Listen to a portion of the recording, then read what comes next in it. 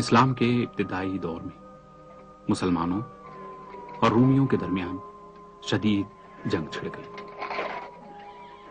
اس جنگ میں عبداللہ بن حذافہ سمیت 80 مسلمانوں کو رومیوں نے اپنا قیدی بنا لیا، اور ایک دن تمام مسلمان قیدیوں کو قیصر روم کے سامنے پیش کیا گیا۔ قیصر روم نے عبداللہ سے، جو مسلمان قیدیوں کی سربراہی کر رہے تھے، گفتگو کی۔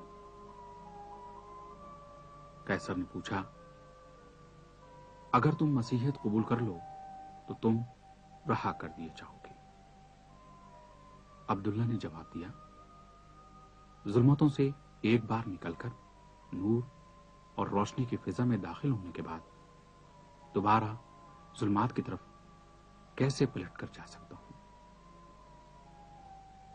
قیصر نے حکم دیا کہ ایک بڑی دیگ لائی جائے، اس میں زیتون کا تیل ڈال کر اس کو آگ پر گرم کیا جائے۔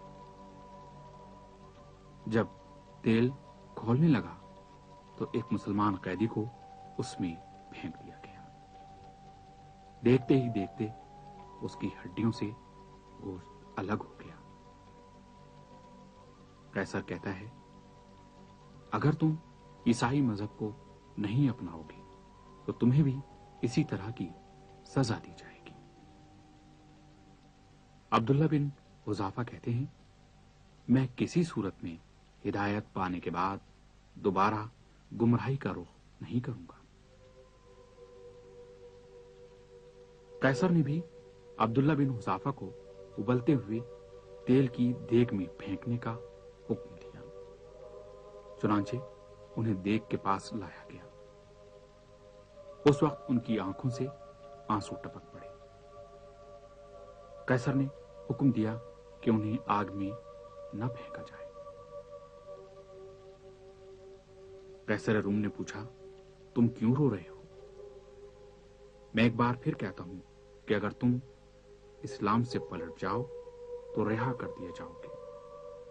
عبداللہ بن حذافہ کہتے ہیں، میں موت کے خوف سے نہیں رو رہا ہوں، بلکہ میری تمنا یہ ہے کہ میرے بدن کے بالوں کے برابر اگر مجھ میں جان ہوتی تو میں بار بار خدا کی راہ میں جان دے دیتا۔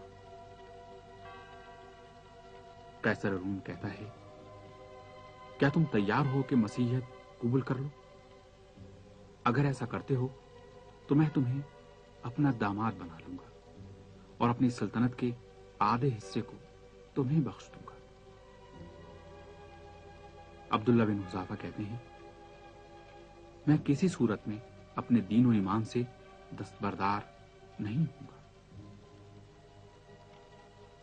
قیصر نے جب دیکھا کہ عبداللہ کا ایمان مستحکم اور پائیدار ہے تو عبداللہ سے کہا کہ وہ اس کے سر کو چوم لے تو تمام مسلمانوں کو آزاد کر دیا جائے گا۔ عبداللہ نے دیکھا کہ تمام مسلمان قیدیوں کی رہائی کا مسئلہ ہے تو انہوں نے یہ پیشکش قبول کر لی۔ قیصر کا سر چوما، چنانچہ تمام مسلمان قیدی رہا کر دیے۔